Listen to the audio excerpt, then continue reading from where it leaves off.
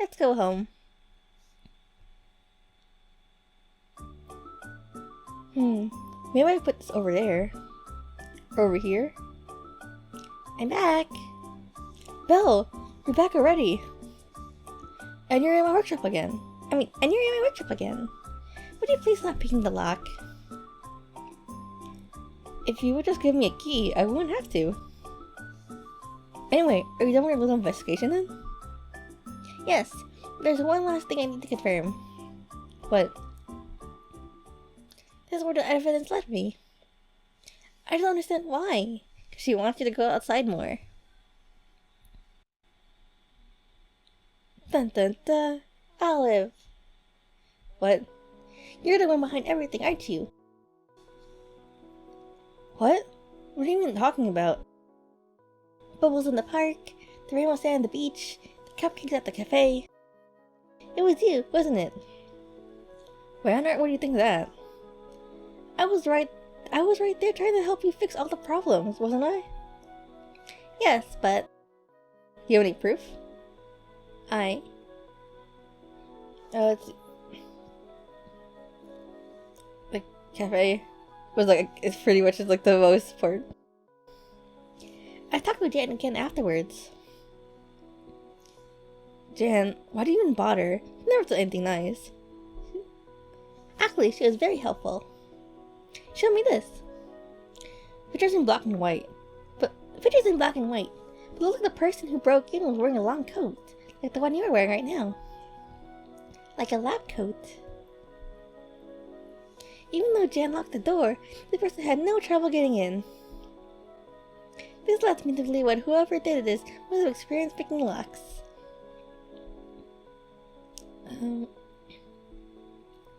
I went back to the park to look for my cleaning gadget. We Mr. Sweeper. Yes, Mr. Sweeper. Mr. Sweeper had to have been tampered with. It wouldn't have made all those bubbles otherwise. I discovered a slot at the bottom that I hadn't put in there myself. I think that whoever tampered with Mr. Sweeper must have attached the bubble making device to the slot and removed it afterwards. You were the one who found Mr. Sweeper and brought it to me. It was still making bubbles then, which means only you had the chance to remove the device before handing it over. And lastly, the beach. I went to the beach again. I found the paint bucket that you were looking at, and there was a particular device inside. What kind of device? It looked like a shower head. The paint bucket had a slot inside, which the shower head connected to. Is the paint bucket with wheels, or is it just like the same size of slot as the one at the bottom of Mr. Sweeper? Now, I noticed that there was less residual magic at the beach than I expected there to be. I came to the conclusion that something must have been used to diffuse the color potion. Something like a shower head, perhaps. Why were you looking at the paint bucket, Olive? You have anything to say, Olive? What I just don't understand is why did you do any of this? It isn't like you, Olive. You might be irresponsible at times, but you don't purposely do things that could be a bother to other people. Well, except me. Why would you use magic to cause trouble? What? No, it wasn't my intention at all. So you admit it. Hey, you tricked me. You did that. But you admit it. Why'd you do it, Olive? I'm the only magic user in town. If any magical trouble occurs, I'm the obvious suspect. We're trying to get me in trouble? What? Why would you even think that? Belle, you're just an idiot.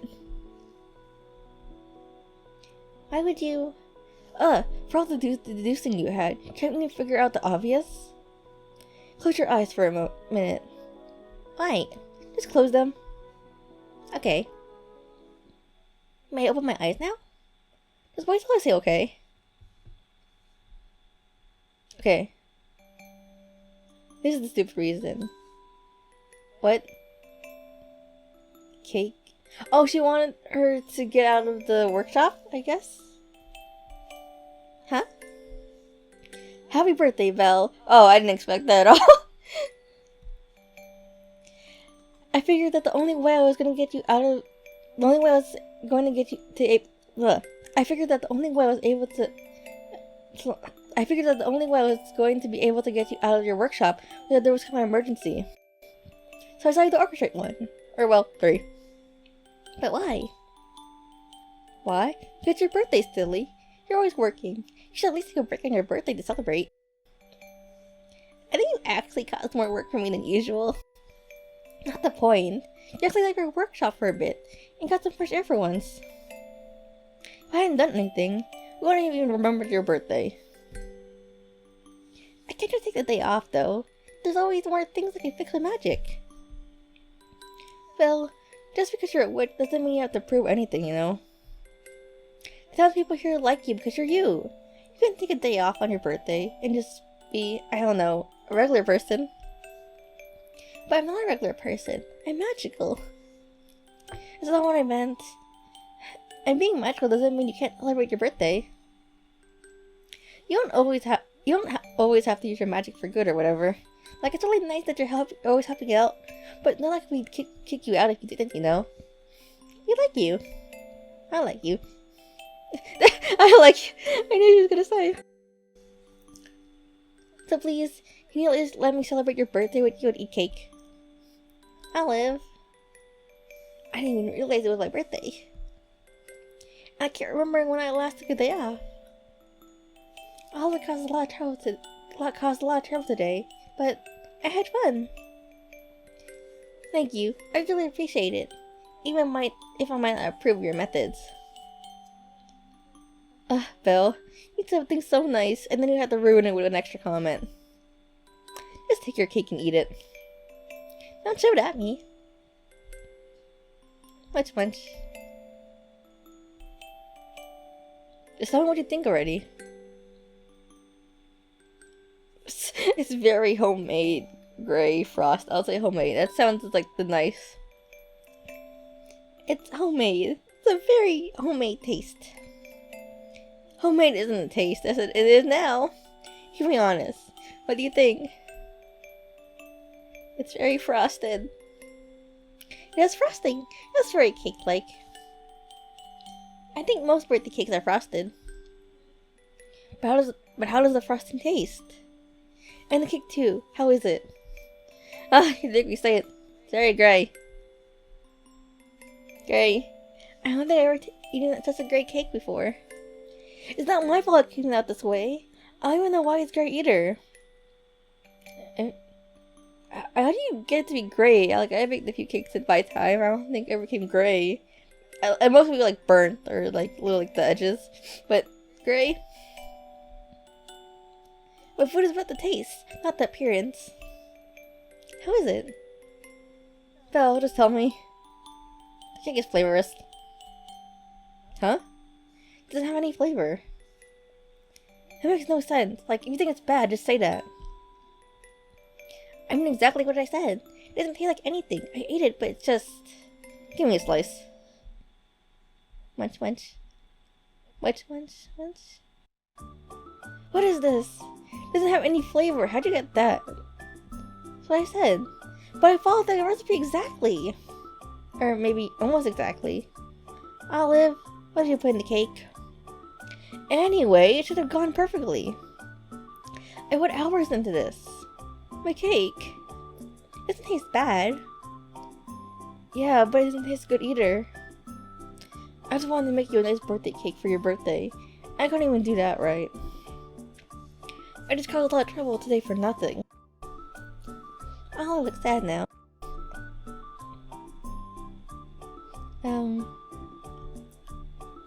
I don't know what's a good Olive, can you let me have the cake again? Huh? Sure, but why? Munch, munch. Ah! Munch, munch, munch. Stop, you don't have to. More munching. Don't force yourself to eat it. Go. It isn't like it tastes bad. But, you made it for me, Olive. I'm happy I got to eat it. Belle, but I want you to contact everyone and apologize for the trouble you caused. The school thing wasn't my fault, though. I know. So you're saying apologize to the mayor, Nep, and Jan. Fine. I want to know how you did it, too. Oh, it was actually really easy.